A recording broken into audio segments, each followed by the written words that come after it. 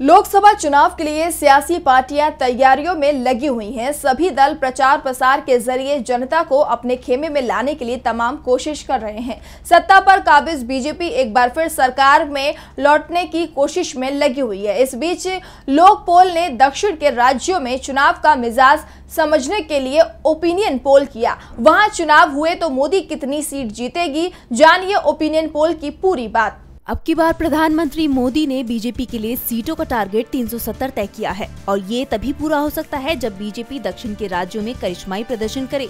अपने इस लक्ष्य को पाने के लिए बीजेपी जी तोड़ मेहनत कर रही है।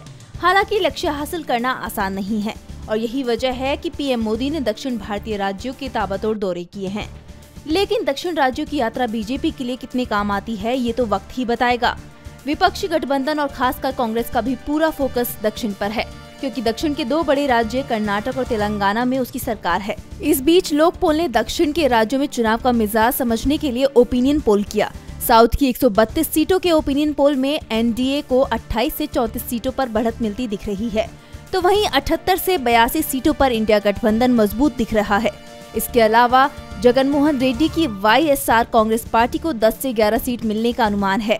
वहीं एआईएडीएमके को तमिलनाडु में 1 से 3 सीटें मिल सकती हैं।